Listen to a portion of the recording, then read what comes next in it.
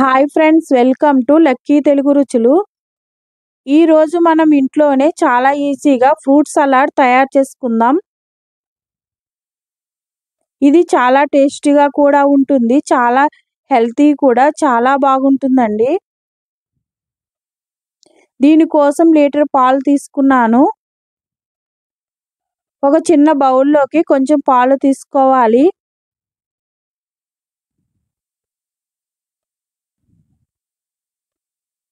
దానిలోకి custard powder, vanilla పౌడర్ని 3 స్పూన్లు తీసుకుని దానిని స్పూన్తో పాలలో కలిసేలా కలుపుకుని పక్కన ఉంచుకోవాలి.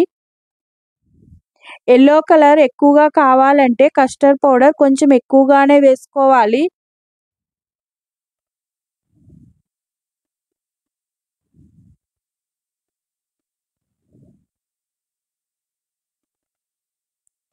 ఒక కడాయిలో పాలు వేసుకుని పాలును బాగా మరిగించుకోవాలి.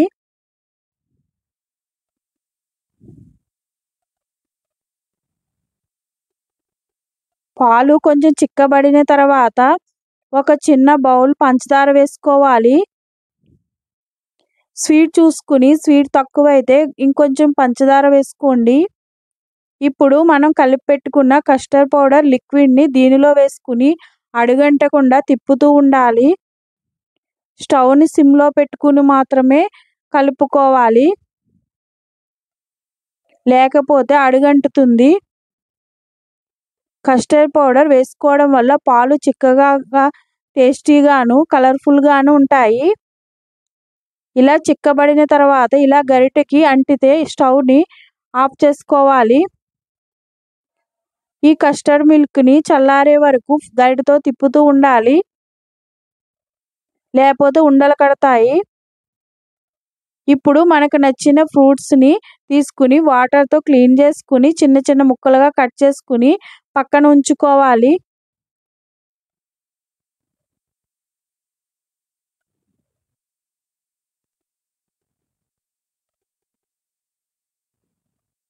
అలాగే కొన్ని బాదం పప్పులు, కొన్ని జీడిపప్పులు చిన్న చిన్న ముక్కలుగా కట్ చేసుకుని బౌల్లోకి తీసుకోవాలి.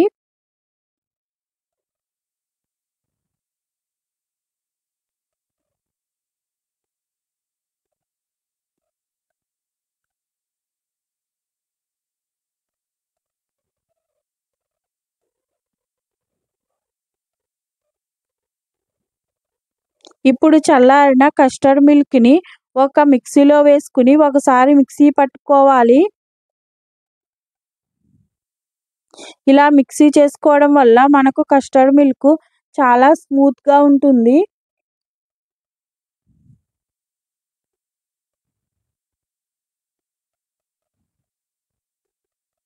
దీనిలో కొంచెం యాలకుల పొడి కూడా వేసుకుని మిక్సీ పట్టుకుని పక్కన ఉంచుకోవాలి. లాస్ట్లో మాత్రమే అరటిపండ్లు, యాపిల్ కట్ చేసుకోవాలి. ఎందుకంటే అవి ముందే కట్ చేసుకుని పెట్టుకుంటే కలర్ చేంజ్ అయిపోతాయి. ఇప్పుడు ఒక పెద్ద బౌల్ తీసుకుని కొన్ని బొప్పాయి ముక్కలు, కొన్ని కర్బూజా ముక్కలు, కొన్ని వాటర్ మిలన్ ముక్కలు, కొన్ని బ్లాక్ ద్రాక్ష, కొన్ని దానిమ్మ గింజలు, కొన్ని గ్రీన్ ద్రాక్ష, కొన్ని యాపిల్ ముక్కలు, కొన్ని అరటిపండు ముక్కలు కొంచెం ఎక్కువగానే వేసుకోవాలి. అరటిపండ్లు ఎక్కువగా వేసుకోవడం వల్ల ఫ్రూట్ సలాడ్ టేస్ట్ చాలా బాగుంటుందండి. కొన్ని ఖర్జూర ముక్కలు వేసుకుని మనం మిక్సీ పట్టుకున్న కస్టర్డ్ మిల్క్ని వేసుకోవాలి.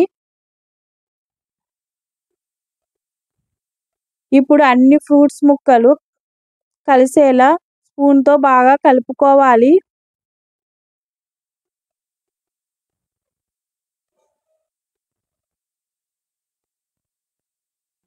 లాస్ట్లో కొంచెం బాదం ముక్కలు, జీడిపప్పు ముక్కలు వేసుకుని బాగా కలుపుకోవాలి.